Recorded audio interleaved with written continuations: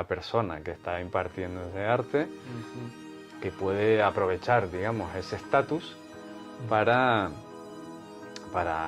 colocarse una máscara y crearse un personaje y demandar autoridad.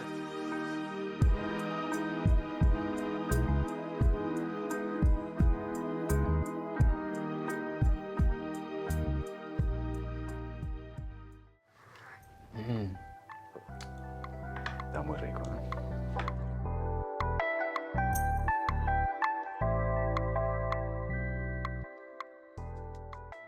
Igual me parece interesante también cómo nos movemos como comunidad en España en particular, ¿no? Que tenemos un entorno marcial un poco particular porque no tenemos, por ejemplo, una federación propia formal de Wushu o de artes marciales chinas con la que podamos tomar nuestras propias decisiones, ¿no?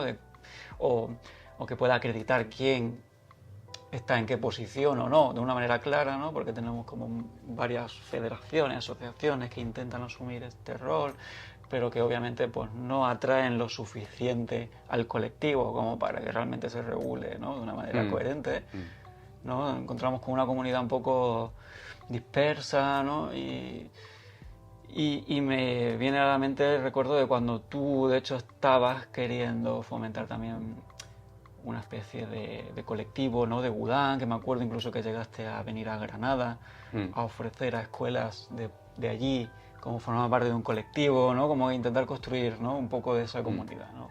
Sí. ¿Cómo ves este panorama hoy día?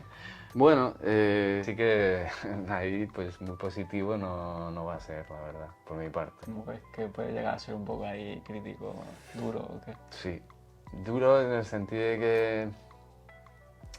de que yo veo a la comunidad muy enfrentada, ¿sabes? Y muy separada, nos cuesta mucho trabajar juntos, muchos rencores, mucho tal, mucho ego.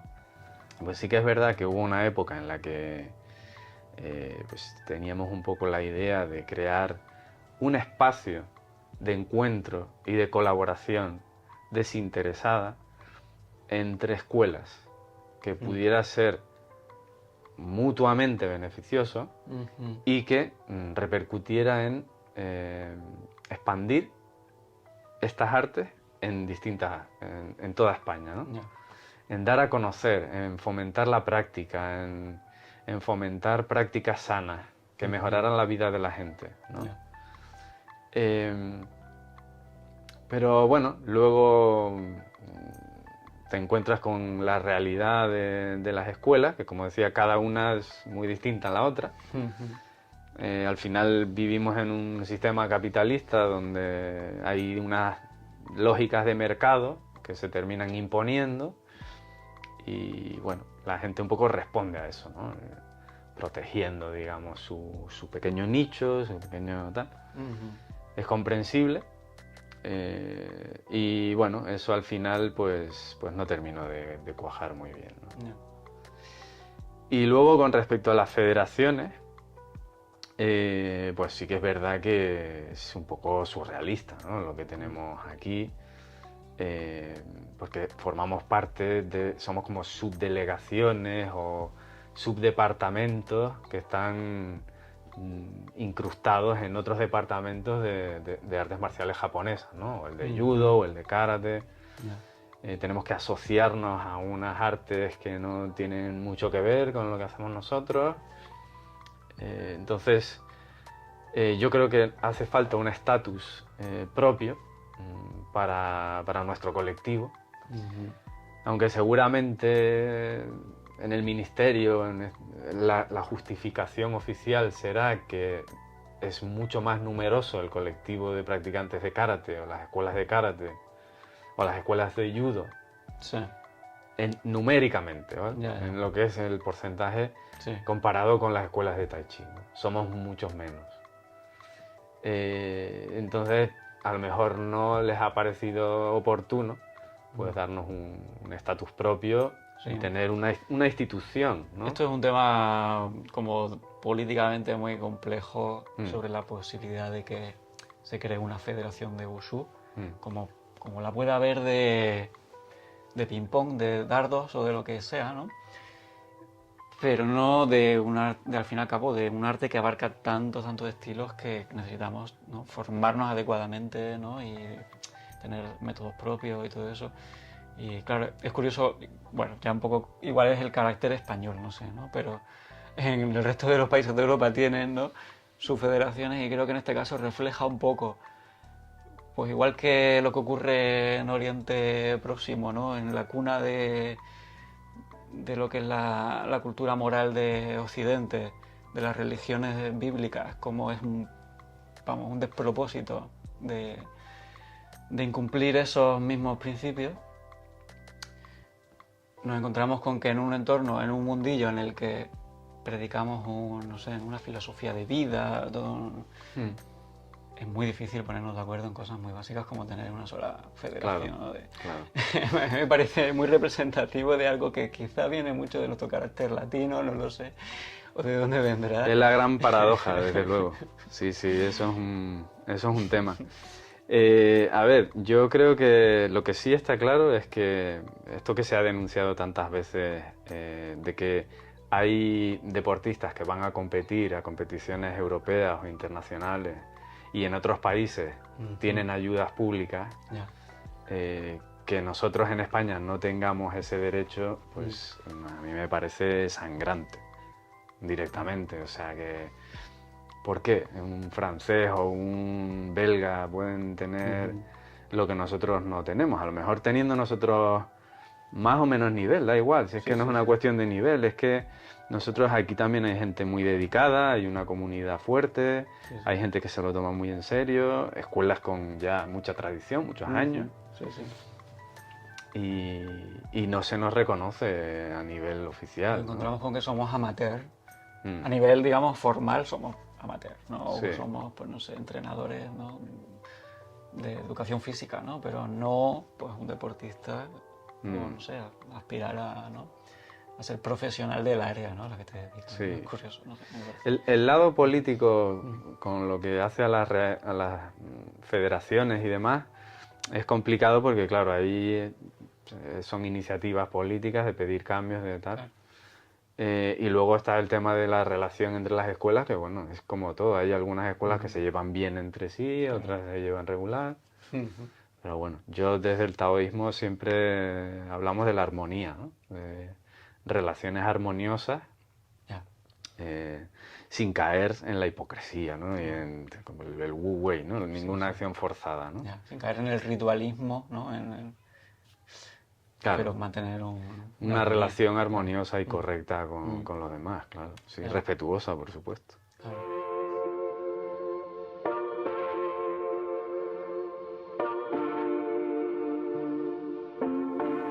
Entonces, bueno, llevas dedicando también a la enseñanza un montón de años, ¿no? Desde que volviste de aquellos viajes, ¿no?, y decidiste que, bueno, pues que lo querías compartir. Empezaste también a enseñar, también en el Reino Unido, ¿no?, en Sheffield, no sé, como por Oxford o por ahí, ¿verdad? Sí. Y luego empezaste a hacer formaciones, ¿no?, como más, ¿no? Sí. Más Sí, yo empecé a dar clases en 2009, cuando volví de aquellos 3 meses.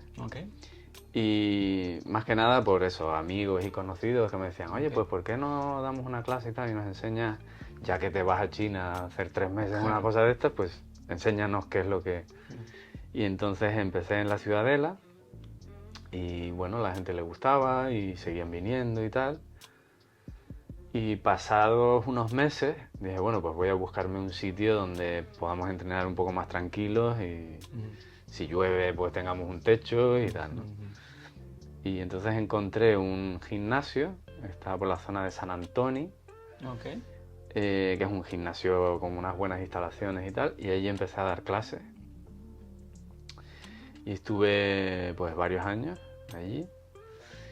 Y luego, pues sí, me fui otra vez a Budán, pasé un tiempo fuera, luego volví y seguí dando clases en otros sitios.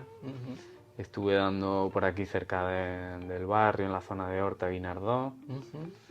Luego, antes de la pandemia, estuve dando clases en Sants, en una escuela de Kung Fu de allí. Y sí, en 2014 empezamos unas formaciones de Tai Chi, aquí en Barcelona. Pero claro, yo también viví fuera unos años. Viví en Irlanda casi 2 años y luego otros 2 años en Inglaterra, en el norte, en Sheffield. Okay. Y mi tiempo en Irlanda estuvo muy bien porque eso fue 2012-2014, ¿no? Entre ese 2012-2013, por ahí. Okay. Y allí estuve haciendo Wushu moderno. Y entonces eso fue como una experiencia muy interesante porque complementaba todo lo que yo había aprendido de Wudang. Me dio una base, amplió el abanico de ejercicios. Trabajé muchísimo Pakwa allí. Una profesora que tuve mucha suerte de haberla conocido porque era de la generación de Jet Li. Había estudiado con Jet Li en la misma academia en la Universidad de Pekín, creo que fue en Xishanha, me parece que se llama. Y tenía un nivelón, o sea, había sido campeona nacional. De hecho, tenía de estos DVDs tutoriales que se venden, pues ella era la que salía en los DVDs.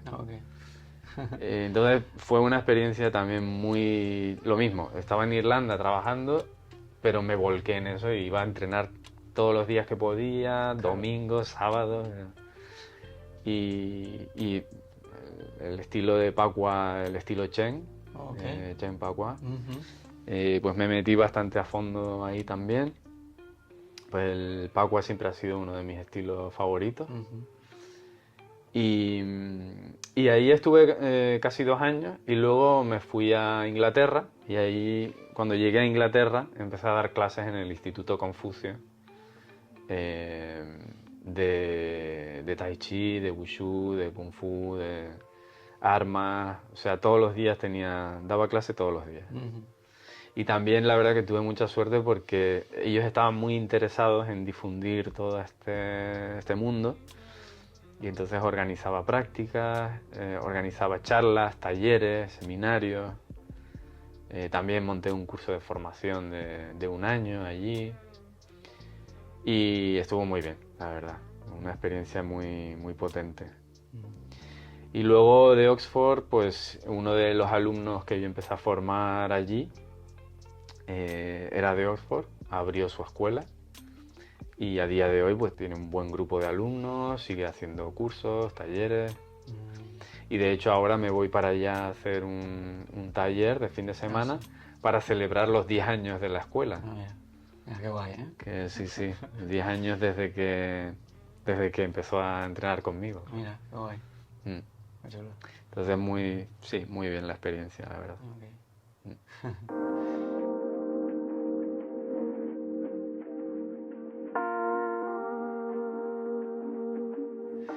Y con respecto a lo que es la enseñanza, digamos, el compartir, ¿no? O, no sé, colaborar a que le llegue, ¿no? A más gente la práctica y cómo hacerlo, ¿cómo ves el tema de que hay una fórmula tradicional, ¿no?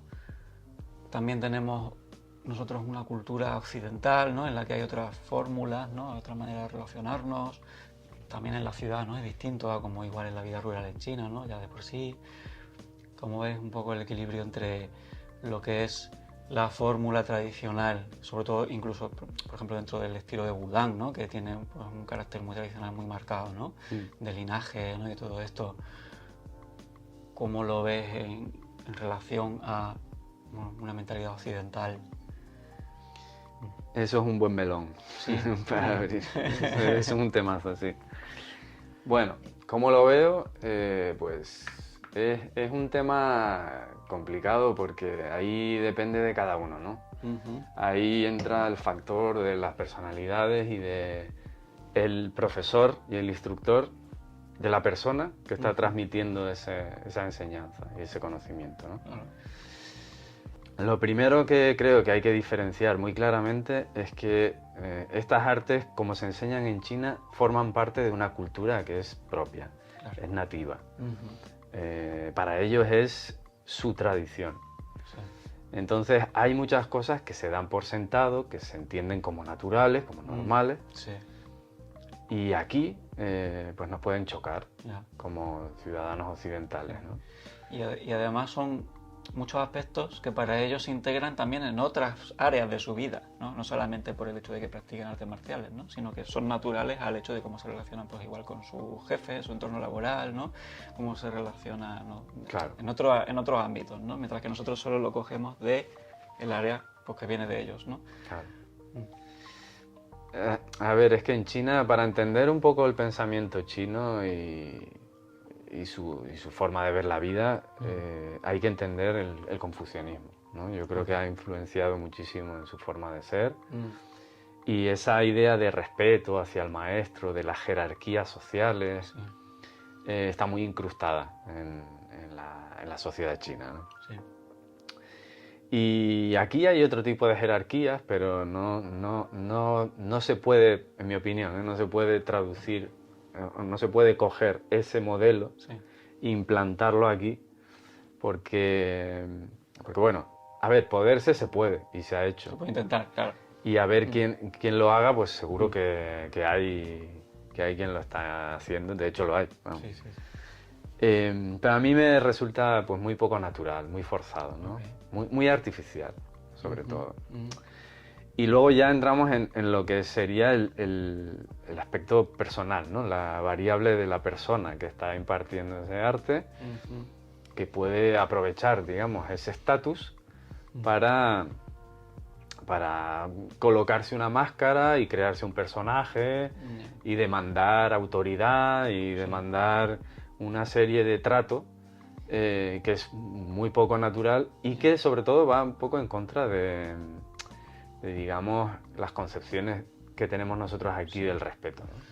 Y creo, entrando en este tema, que entiendo que es polémico, pero igual me parece muy necesario también, creo que muchas veces incluso lo que juega más en contra de personas que son susceptibles de caer en esa máscara es el hecho de que no conocen hasta qué punto eso es o no así en China. Porque muchas veces ni siquiera es así, ¿no? De hecho, para mí, en parte de mi búsqueda y de mi exploración de lo que fue ir a Wudang y todo eso, parte era descubrir en primera persona qué es lo que se hace tradicionalmente y qué no. Porque, bueno, también tenemos muchos conceptos erróneos de cómo es esa obediencia, cómo es ese respeto, cómo se vive en China, ¿no? Y cómo alguien, pues, bueno, simplemente que hace una función de puente, pero bueno, que es un puente que no... porque solo, digamos, hay una versión, ¿no?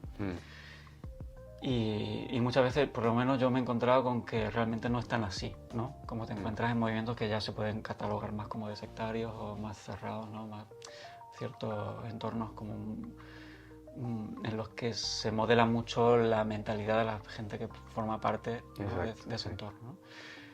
Y para mí uno de los descubrimientos es que quizás en China no es tan así, ¿no? O sea, aunque haya un respeto, hay unas fórmulas como eso, pues muy confucianas, ¿no? Muy que están inculcados desde pequeños, a la vez hay una cercanía muy grande. Aunque hay una distancia, ¿no? Obviamente hay unas jerarquías, pues no es lo mismo que llegue el señor Chu Yunlong a una sala y que todo el mundo se ponga de pie, pero a la vez este señor tiene una forma de relacionarse con sus discípulos que yo creo que hay que vivir, hay que tener la experiencia de vivirlo durante mucho tiempo para darte cuenta de cómo son los códigos, ¿no? Porque muchas veces son más los de un padre, los de un tío, los de alguien muy cercano, que no los de alguien que decide directamente sobre tu vida, para empezar, ¿no? No alguien que toma decisiones por ti, sino alguien que te quiere ayudar con mucho amor, por ¿no? supuesto, y que quiere verte crecer y que quiere de alguna manera darte lo mejor que tiene, ¿no? Y eso para mí es algo muy bonito de esa mentalidad, ¿no? En la que, bueno, la gente se deja apadrinar por un sistema un poco patriarcal, pero a la vez hay una honestidad muy grande, ¿no? Por parte de quien asume ese rol de liderazgo, ¿no? Una honestidad en cuanto a la forma de cuidar, la forma de respetar, ¿no? Sí. A ver, yo creo que es que en China también hay muchos modelos y muchas formas de hacerlo, ¿no? O sea, lo que comentábamos antes de que cada escuela es como una tribu, como un mundillo, un microcosmos en sí mismo. Y lo que ocurre en una escuela puede ser totalmente diferente a lo... Y un maestro puede ser totalmente diferente a otro maestro, ¿no? Hay tanta variedad, yo creo, como personalidades y como personas. Entonces puedes tener un maestro que es muy autoritario y muy rígido y que mantiene mucha distancia con los alumnos, incluso con los discípulos, y puedes tener otro maestro que es súper cercano, que es súper humilde, que no oculta conocimientos a los demás, sino que es totalmente transparente, mientras que hay otros que pueden, digamos, decir, bueno, esto no te lo voy a enseñar hasta pasados 3 años, por ejemplo, ¿no? Entonces hay mucha variedad. Y es verdad que en China un maestro de Kung Fu tiene un estatus, pues yo qué sé, no sé, se podría equiparar a lo mejor la figura que más se me asemeja a mí sería a lo mejor la de un cura, la de un tal. Pero claro, la concepción de religión es totalmente diferente allí que aquí, y sobre todo si hablamos de taoísmo, ¿no? Porque no es una religión como en el sentido que la entendemos nosotros, ¿no? Pero el caso es que es una figura de autoridad. Lo que pasa es que esa autoridad cada maestro la lleva de una manera distinta, ¿no? Entonces, mi opinión es que la autoridad tiene, digamos, dos versiones, dos formas de enfocarla, ¿no? Una es la que se impone, yo te impongo que me respetes, yo te impongo que me hables de usted, yo te impongo que a mí me tienes que tratar así o asá. Y hay otra que ocurre de una manera más orgánica, más natural, más auténtica, que es la que proviene de la cercanía, la naturalidad, la sinceridad, y ese respeto surge de manera natural en el alumno, ¿no? No se tiene que imponer. Me está recordando mucho un capítulo del Tao Te Ching que dice, por ejemplo, cuando se rompen los vínculos familiares aparece el respeto a los padres, ¿no? Cuando se pierde el orden en el país aparece el nacionalismo, ¿no? Exacto. Como la postura taoísta es la de que no hace falta ser autoritario, ¿no? Lo dicen muchas veces en el Tao Te Ching, pero bueno, pues el ser humano es lo que es, ¿no? Exacto. Con las herramientas que cada uno tiene, pues igual cae en eso, ¿no? Pero no es por lo menos no es lo que representa, ¿no? Claro, sí. Esta cultura. Y además lo que comentábamos antes del Wu Wei, a mí una traducción que me gusta mucho del Wu Wei es la no acción forzada, porque muchas veces se habla de no acción, pero no tiene nada que ver con la no acción, no es no hacer cosas, es hacer cosas de una manera natural, en sintonía con ciertos principios naturales, ¿no? Claro. Sincero, ¿no? Podemos decir, ¿no? Entonces evitar lo artificioso, lo forzado, ¿no? Y yo creo que muchas veces en ese rol de maestro hay mucho artificio. Y sobre todo en unas prácticas como puede ser el Tai Chi, donde llevamos una estética muy concreta, y más en el taoísmo, ¿no? Que tenemos túnicas. A eso es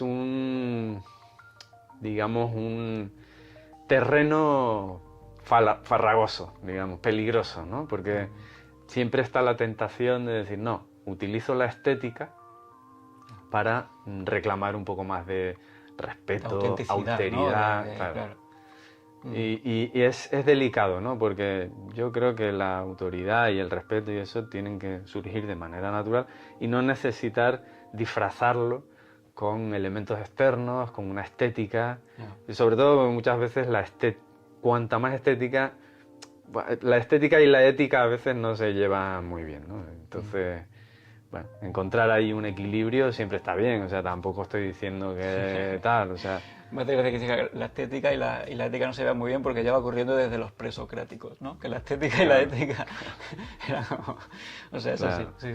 Hay un poco de eso, ¿no? Pero, a ver, que también quiero que quede claro, ¿no? Que tanto tú como yo, como cualquier profesor de Tai Chi, si das un curso, das un taller, es normal que te pongas una túnica. Hay un atuendo, digamos, que incluso es una muestra de respeto, ¿no? A la cultura o al contexto del que eso viene, obviamente, ¿no? Y otra cosa es, entiendo, ¿no? La apropiación cultural gratuita de algo fuera de contexto, ¿no?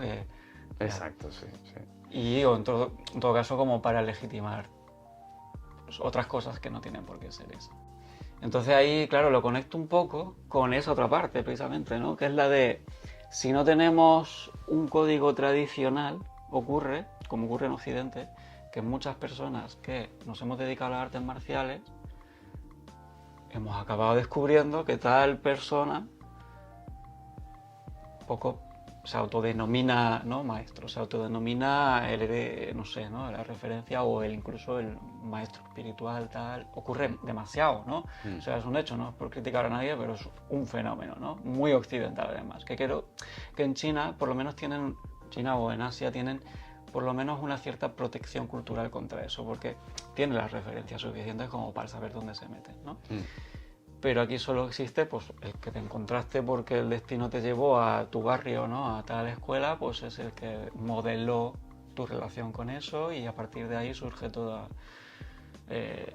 una relación que en algunos casos luego descubres que no era tan así, ¿no?, tan formal. Sí.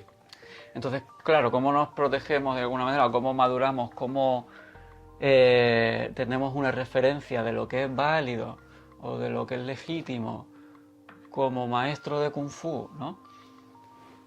Cómo distinguirlo de personas que de repente dicen, no, pues me tienes que hacer caso en esto porque sí, porque soy el maestro de esta escuela, ¿no?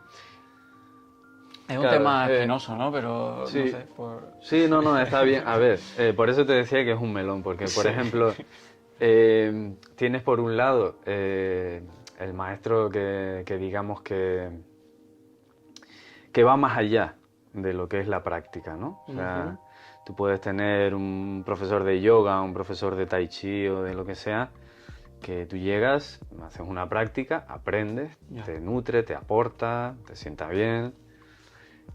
Pero luego hay maestros que pueden ir un poco más allá y pueden intentar pues transmitirte ideas, convencerte de cosas o de alguna manera manipularte para que los admires o los sigas exclusivamente a ellos.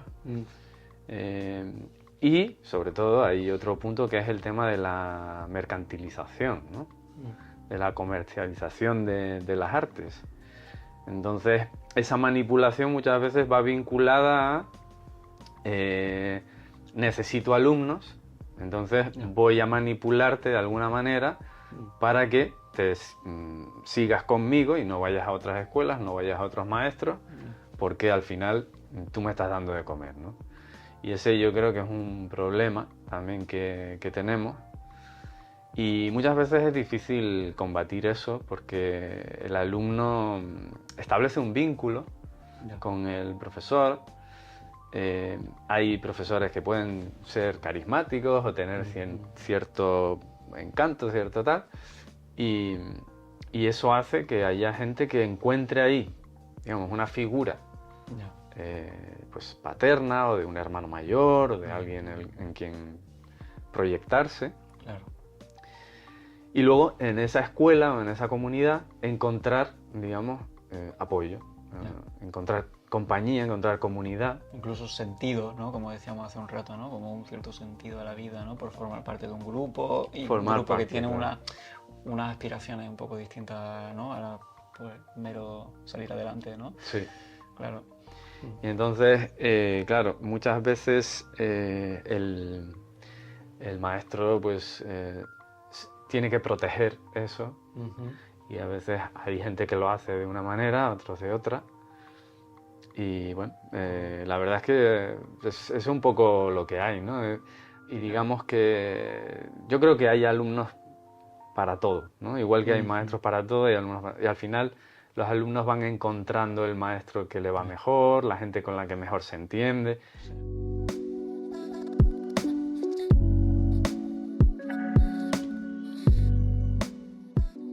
Me hace gracia porque lo conecto con que tú desde un principio has estado como queriendo buscar, ¿no? Muchas fuentes, ¿no? Tener como una perspectiva grande, ¿no? Mientras que muchas personas quizás de entrada hemos entendido que un arte marcial tendría que ser como algo de casi devocional, ¿no? De, claro, quedarte con un maestro y demostrar que, no sé, ¿no? Como que superas muchos obstáculos, ¿no? Con él y esta entrega, ¿no? Como que hay algo, ¿no? De las dos partes que a mí me parece interesante a día de hoy, ¿no? Como, vale, como luego he visto que también ocurre en el taoísmo, ¿no? Que es verdad que igual en una primera etapa hay esta relación como más exclusiva, básicamente porque es necesario para asimilar unas bases, que las vas a acabar asimilando de alguna manera o de otra, pero si no te dedicas, ¿no? Y luego se fomenta que la vida es como, ¿no?, nutrirse de muchas fuentes, ¿no? Y bueno, por lo menos conclusiones, ¿no?, a las que uno llega después de mucho tiempo. Bueno, parte de lo que comentabas antes de mi interés por conocer otras escuelas en Budán y otros maestros tiene que ver con un interés también casi sociológico, psicológico, ¿no? Por conocer al maestro, ¿no? Conocer la personalidad de esos maestros, ¿no? Y como te decía antes, cada maestro es distinto y tiene su personalidad y su forma de enfocarse y demás, ¿no? Y a mí me resultaba muy interesante ver que, por ejemplo, unos son de una manera, otros son de otra, tal. Y eso, con todo eso, si tú el día de mañana quieres ser un maestro o quieres ser profesor, ¿no? La palabra maestro también es un poco problemática. Sí, entiendo, ¿no?, que es una traducción que habría que definir muy bien. Sí, a mí no me gusta la palabra maestro porque, sobre todo si hablamos de Shifu en chino, que eso tiene un significado mucho mayor. Pero bueno, si quieres ser profesor y transmitir estas artes aquí en un contexto occidental, en España, donde sea, sí que me pareció muy útil conocer distintos maestros para de alguna manera saber qué tipo de profesor voy a ser, ¿no? ¿Qué tipo de, ¿no? Intentar no replicar ni imitar un estilo de otro, ¿sabes? O sea, eso me parece súper importante, ¿no? Encontrar tu propio estilo, tu propia forma de dar las clases, de transmitir y de ser en esa posición, ¿no? Que es una posición que puede parecer que no, pero tiene responsabilidad. Hombre, claro. Porque no te das cuenta, pero la gente te está atendiendo, ¿no? Sí.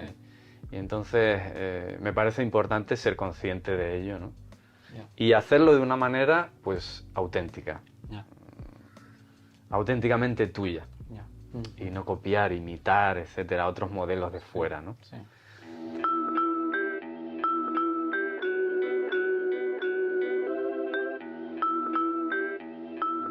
Volviendo a hablar un poco, retomando el tema de Budán, de las escuelas de Budán, de lo que comentábamos antes, ¿no? De que en 2008, por ejemplo, pues cuando yo llegué allí la primera vez, entrenábamos en las ruinas de Yushugong, que tenía un encanto tremendo porque estaba vacío, estábamos nosotros por allí entrenando en las ruinas. Lo que es el templo que han construido detrás no existía, estaba solo el altar. Sí. Y ahora, en 2025, pues han reconstruido el templo. Yushugong es el parque... Se ha convertido en el parque de la ciudad, claro. Parque de la ciudad, que está precioso, la verdad, las cosas como son. Pero bueno, se ha perdido un poco ese encanto, ¿no? Esa magia, ya. Sí. Hombre, es que era muy romántico, ¿no? Como el templo de los 5 dragones, ¿no? Ulun-Kun, como era, pues eso, ¿no? Unas ruinas, ¿no?, que parecen ruinas mayas, ¿no? Unas escalinatas en las que no había templo ya, pero había como una especie de nicho ahí medio montado con ladrillos de lo que fue un día un templo, ¿no? Y esa sensación de algo tan rústico, tan antiguo, pues sí, la verdad que era muy bonito, muy romántico. Y cada vez quedan menos rincones así porque se están reformando. Claro. Y eso nos lleva un poco a la evolución tecnológica también de China en general, ¿no? Y del desarrollo económico, que ha sido tremendo también. Alucinante, sí. Y Budán, pues, es un reflejo de eso, ¿no? Porque ya en 2008 me acuerdo que estaba el proyecto de Tai Chi Lake, que estaban pensando en construir un complejo allí al lado del lago y demás, que hoy se ha quedado un poco a medias. Y yo creo que lo han vuelto a retomar, no como Tai Chi Lake, pero sí que hay un proyecto que he visto que está sonando bastante, que lo llaman como el sueño del sueño del Kung Fu o algo así. Y es como, sí, una especie de palacio de congresos, llámalo, no sé, como de centro así como para hacer grandes reuniones. Súper espectáculos. Sí. Sí, y no, bueno, eso es un poco el cambio que está viviendo Budán de una comunidad pues muy tradicional, donde convive lo antiguo, los monjes taoístas que los ves barriendo con una escoba de paja por la mañana, ¿no? Sí. En Xiaogong o en cualquier templo de estos, conviven con lo ultramoderno y Sí. con los grandes edificios ya, con la tecnología última y tal. Sí. Y entonces, bueno, yo hace años que no voy, como te comentaba, desde el 19, Ok. pero sí que tengo curiosidad por ver cómo está conviviendo todo eso y si está impactando de una manera positiva o negativa y quizá por ahí. Ya. Tú que has estado más recientemente, puedes dar tu opinión ahí. Yo conocí Buda en 2013, luego volví en 2019, ¿no? Y luego estos últimos años más o menos he seguido yendo. Yo creo que he visto más evolución entre 2019 y 2025 que en, no sé, ¿no? En los años anteriores. En cuanto a que China también ha evolucionado mucho tecnológicamente, ¿no? Ha evolucionado mucho económicamente, ¿no? La vida china ha pasado de ser prácticamente, pues eso, rural a ser comparable a la europea en todos los sentidos y a nivel de costes incluso, ¿no? Ha cambiado radicalmente las inquietudes de la gente, ¿no? Las aspiraciones, ¿no? Lo que aspiraba la gente en China hace unos años era conseguir tener un coche, una casa, ¿no? Y hoy día pues aspiran a cosas que son de más lujo, ¿no? De poder viajar por el mundo, de poder invertir en una empresa, de cosas que son mucho más fuertes, ¿no? Y en Wudang se nota como, bueno, ha evolucionado un poco el tema del turismo, ¿no? Obviamente desde el presidente Deng Xiaoping, ¿no? En los 80, que fue el que, digamos, ofreció un trato, ¿no? A, digamos, las instituciones religiosas, ¿no? A los, no sé, ¿no? A artes tradicionales, ¿no? De, os queréis dedicar a lo que os dedicáis, muy bien, pero pagando impuestos, ¿no? Ayudando a que, de alguna manera, pues a lo que es, ¿no? La sociedad comunista o lo que el socialismo, como se llame, ¿no? Entonces, a partir de ahí, obviamente, abrieron y hay un concepto de negocio, ¿no? Que también igual está muy realmente dentro de las raíces de la cultura china, lo suficiente como para que para mí siga siendo auténtico a lo que era por su propia cultura, ¿no? Porque existe un concepto de difundir, de crecer, la persona que crece y se enriquece tiene un concepto de expandir el beneficio hacia su entorno directo, familiar, el entorno rural, el que le toque, la vecindad, se comparte mucho, ¿no? De una manera que es un poco paternalista, pero es generosa, ¿no? Y en Wudang veo un poco eso, ¿no? Como que hay un concepto de negocio cada vez más claro, ¿no? De hoteles un poquito más lujosos, más caros, se desplazan un poco a pequeños negocios que antes eran más precarios, ¿no? Y se va priorizando pues ese turismo, pero igual creo que por lo menos hay el suficiente respeto por su propia tradición y por los motivos por los que quieren seguir ahí precisamente, pues comunidades religiosas, ¿no? Que tienen también la decisión sobre lo que se hace en Wudang, ¿no? Obviamente quieren ganar dinero y ese dinero se está invirtiendo por un lado en restaurar, ¿no? Un patrimonio. A la vez implica, pues por ejemplo, que esté todo el tiempo volando drones en ese mismo templo que se supone que era para estar en silencio, ¿no? Hay un contraste, ¿no? Pero dentro de eso creo que se intenta tener un equilibrio que no necesariamente es igual en otros sitios de China, donde se explota directamente, pues no sé, ¿no? Donde se ha borrado lo que había hace, pues no ya ni 100 años, hace 50, se ha sustituido por algo completamente nuevo, completamente, ¿no? Sí, yo creo que a pesar de que Wudang, después de la película de Karate Kid y tal, y eso ya puso el foco de una manera espectacular también, y todo el desarrollo que ha tenido, yo creo que siguen protegiendo una base y que no van a permitir que se convierta en un parque temático y que pierda la esencia taoísta, porque sobre todo hay comunidades reales de monjes y de maestros, etcétera, que siguen viviendo esa vida. Y eso es lo que yo creo que es más valioso, ¿no? En el momento en el que se pierda eso, sí que puede desaparecer Wudang tal y como nosotros lo conocemos. Claro. Pero el hecho de llegar allí y ver que hay templos, que hay monjes, que hay sacerdotes, que se siguen haciendo Que hay rituales. gente renunciante, o sea, hay gente que ha decidido Exacto. dedicarse a la observación y a la obediencia y a la meditación, ¿no? Y es renunciar un a la hecho. vida en sociedad. Sí, sí. Es decir, esto no me interesa, la vida es muy Sí. estresante, va muy deprisa y necesito un poco de calma. Sí, sí. Y eso yo creo que hay que mantenerlo y le da muchísimo valor a Wudang ahora mismo. Claro. Y claro, las escuelas de Kung Fu también, o sea, eso no hay que olvidarlo. Que se sigue manteniendo un modelo de enseñanza que es muy tradicional. Ya. No sé si se mantiene a lo mejor en otras zonas de China, Sí.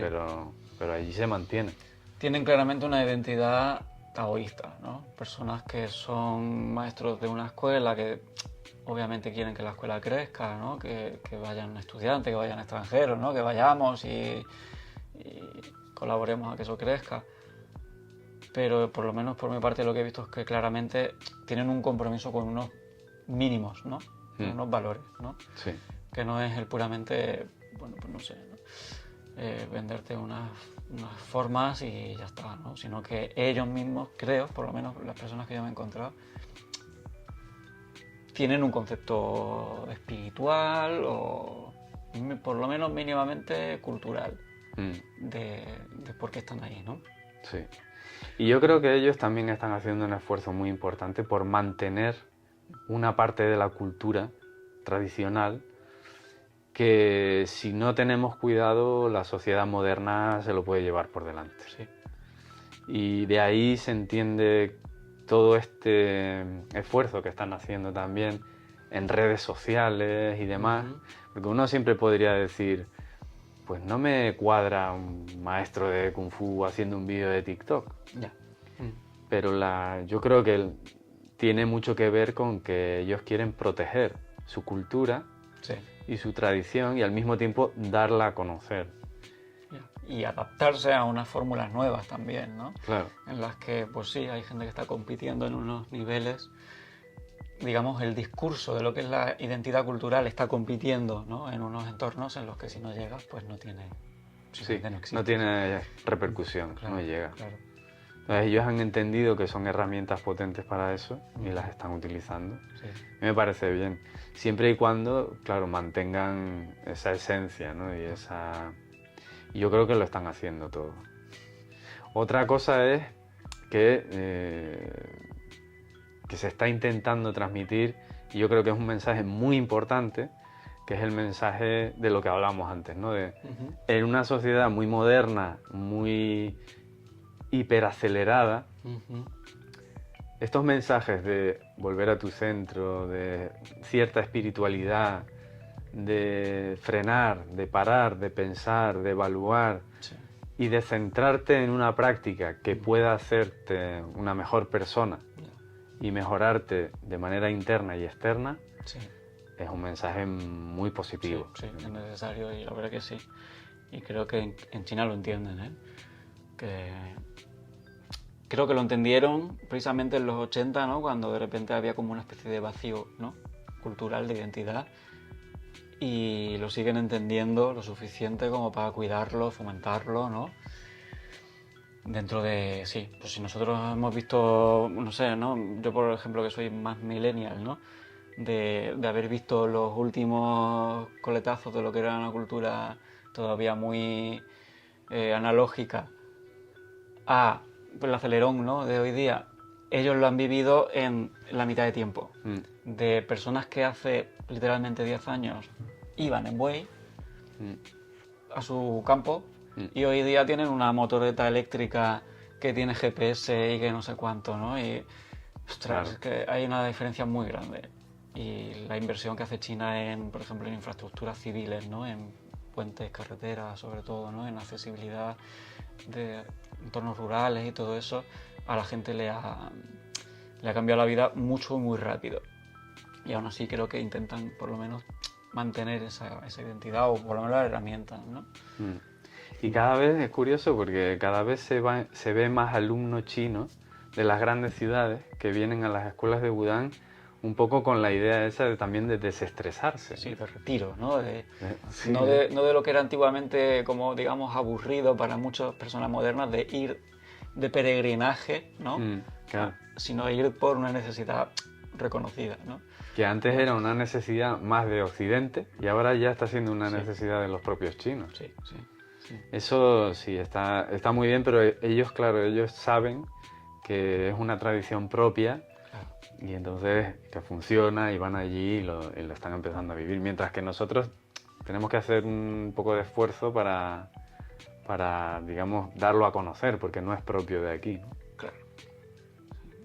Pero sí, no, es un mensaje muy positivo y creo que también nosotros humildemente tenemos que intentar aportar nuestro granito de arena para difundir Sí. estas artes en la manera que buenamente podamos.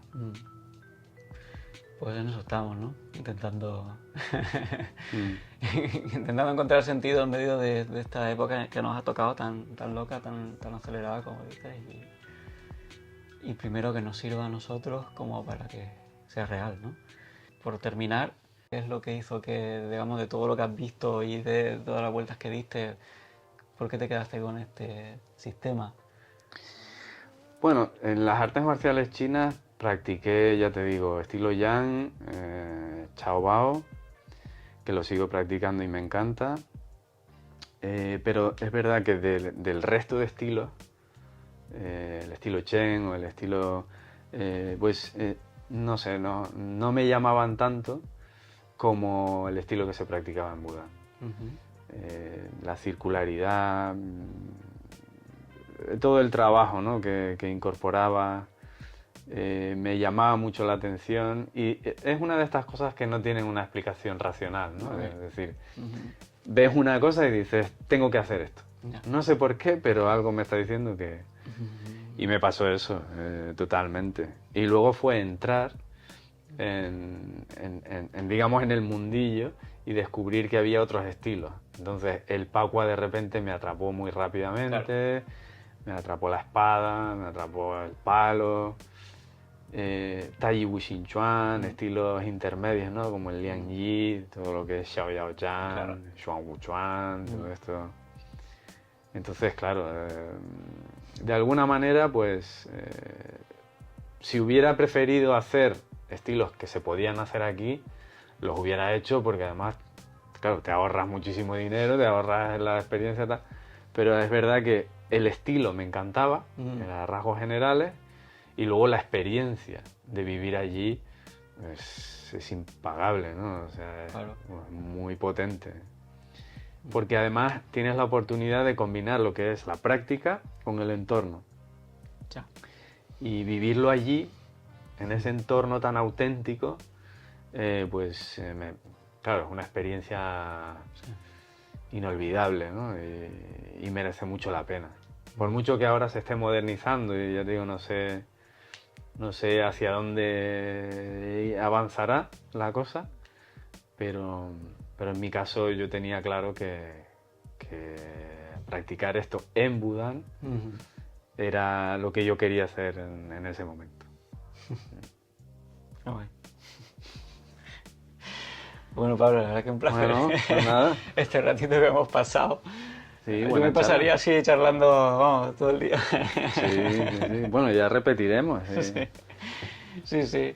Buscaré buenas excusas para volver a pasar un rato como este.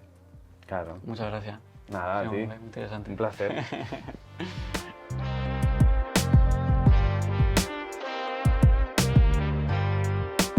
Igual, ya te digo, muchos días me lo pongo rollo termo, me lo llevo, le vuelvo a echar agua cuando vuelvo a casa, me lo llevo para la tarde, ¿sabes? El mismo té. Está buenísimo. Este o puer, en general puer. Puer en general es como bueno. Si lo hago en casa rollo tetera, igual sí que intento hacer kung fu, como poner un poquito en una tetera, ponerle agua y hacer infusiones cortitas, y entonces ahí sacas aromas que son más, ¿no? Como más delicados, ¿no? Tipo, pues eso, un sabor afrutadito, pero así en plan tal, el puer no se queja.